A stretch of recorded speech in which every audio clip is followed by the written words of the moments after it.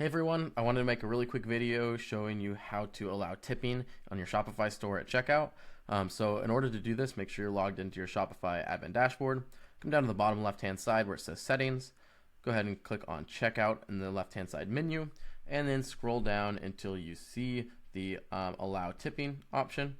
Where is it? There it says tipping, and it's this little card here. Go ahead and say show tipping options at checkout. Go ahead and click that checkbox, and then you can set three different presets, and then go ahead and press save that. And now I'm going to go ahead and get to a checkout page and show you what it looks like.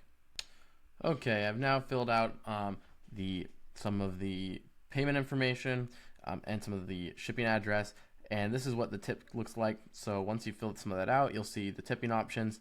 You'll see 10, 15, 20, none, or you can add a custom tip.